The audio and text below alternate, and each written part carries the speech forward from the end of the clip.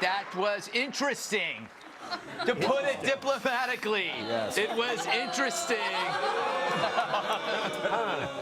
They seem to disagree. I think the audience is.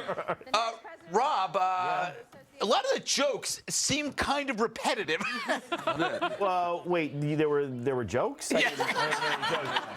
Well, I think we got to separate a little bit and just say, Obama was a little slow, kind of sagged in the middle. Yeah. But he killed in a lot of ways. There was a lot of good stuff he did. Right. Larry Wilmore, I mean, the best thing you say about him is he had a bigger audience in that convention hall than he has on his show. And I think we see why, right? Because it's like weirdly phoned in, old material. I mean, there was like there were internet jokes that he kind of ripped off. I mean, 10 more minutes on the prep, please. Like, it's kind of a big thing. Look at the face of the audience listening to him. Yeah. It was like they'd all been served gin and buttermilk. I kind of like that.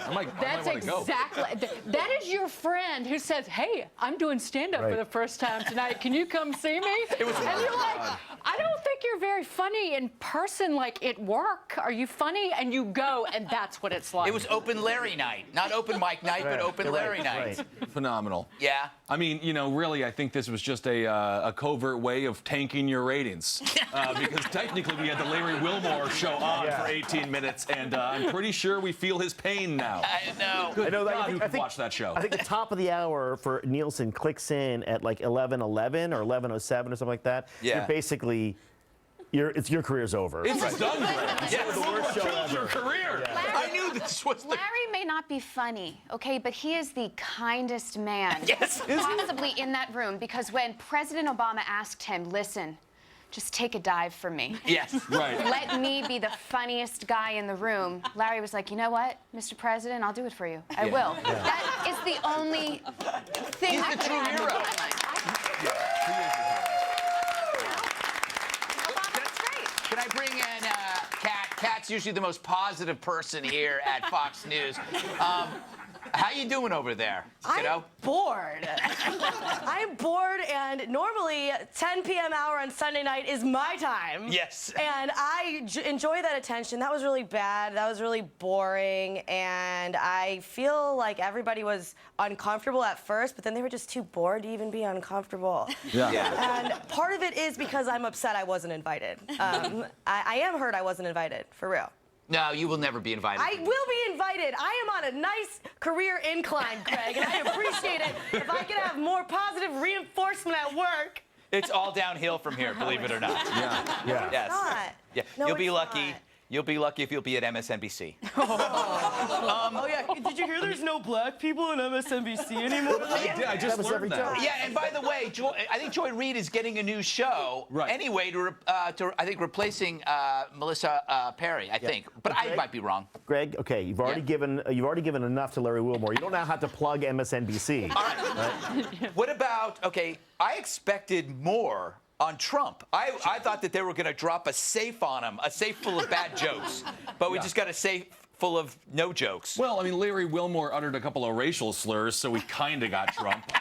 A little bit. Yes. I mean, that was the saddest thing about all of his racial jokes. I mean, that audience was whiter than a PBA bowling event, and so there was no diversity in it whatsoever. I can't believe I got dressed up for this. Yeah. This is like What a bow tie. This is my guacamole stained plaid shirt and my dirty running shorts that I had on all day. That's how I should have come to work and just screw the makeup. Yes. Anybody else turned on by that? I heard guacamole.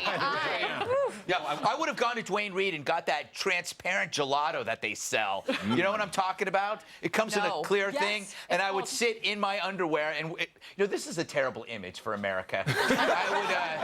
That's one they already have. By the way. Yes, it is. Although I know that gelato and it's delicious. Yes, good. exactly. It's the only thing that could save this.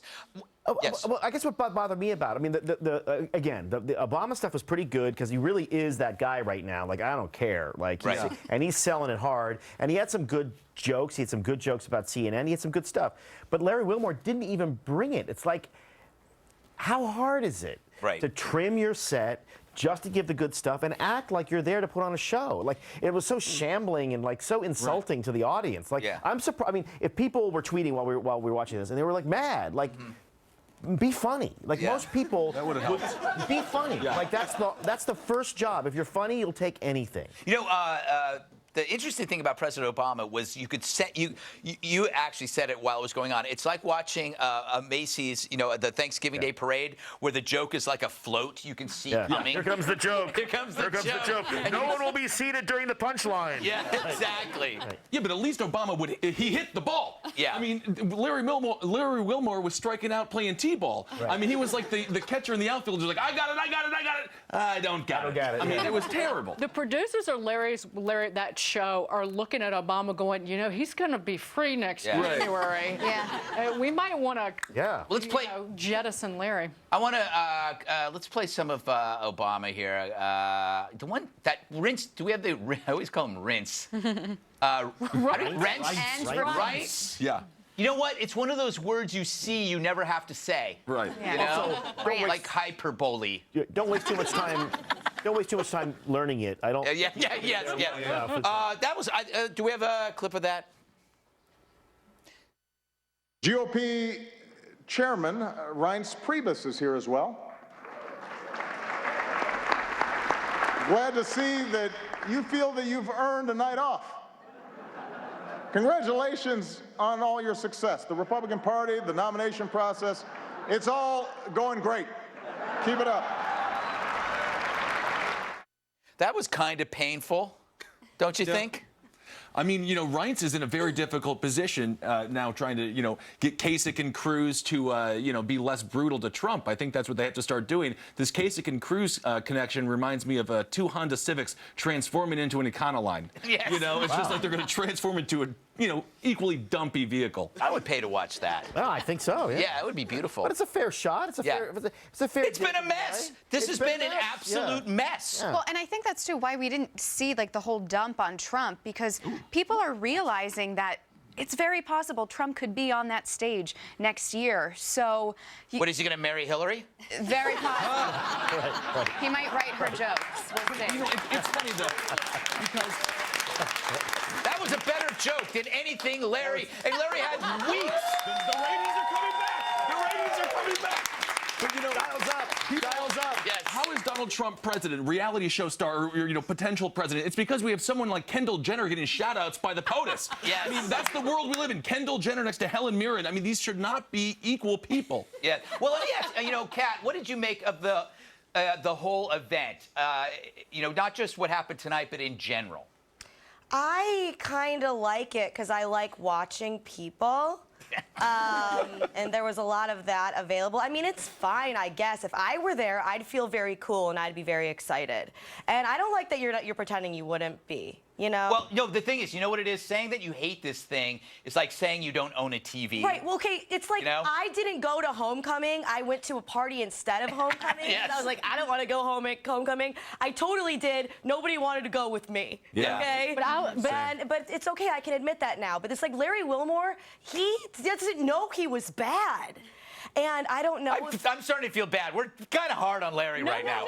No, he's the nicest guy ever. No, that was awful. But Kat, I want to tell you though, when you go to these things though, you will invariably, I was talking about the mix of arrogance and insecurity to some of these journalists, you're going to end up having a drink next to some newspaper reporter, some dude, and he will lecture you loudly about the situation in Raqqa so everybody can hear him. And then in the next breath, he'll ask you, oh, how much of my neck fat is hanging over my collar that's too tight? Does this look bad? Does this look bad? Kat, It can I is go? not a place you want to be. The worst thing about it was the last time I went, I smoked. I was a smoker. 2012. It is so hard to get out of that building. Like, it takes you 45 minutes to go through security, and it just tells you how awesome smoking is that you were willing to do it. Because you go like, wait, I have to get out there. It's 45. It's going to take me there, and then I have to go through there. And it's like, yeah, but it's a cigarette. It's the hardest thing to quit. Right. It also was easy to leave that. But I think I ended up leaving the president, missing the whole thing when I was there because I was enjoying a Marlboro Light. Yeah, good. I don't know if there's a moral there, kids. Don't take up smoking. Smoking is tough. I mean, Obama still does it, which undercuts Michelle Obama's entire Let's Move campaign. Yeah, that's true. By the way, that little film was cute with him and Boehner. The finish was great. Yeah, it was great. It's a little long, but you know. Yeah. I mean, basically, that's the rule of show business, is that everything can be shorter. Yeah. Everything can be 6 minutes shorter. Every host can be shorter. Everything can be shorter. This thing now has a red carpet. This thing has a red carpet for a press dinner. It also illustrates kind of the pecking order. That's also the fun thing, is like, you want to be the butt of a joke. If you're not the butt of a joke, you're a nobody. Which is why we didn't hear Gawker mentioned. Yeah, there you go. All right, we got to take a break. Don't go anywhere.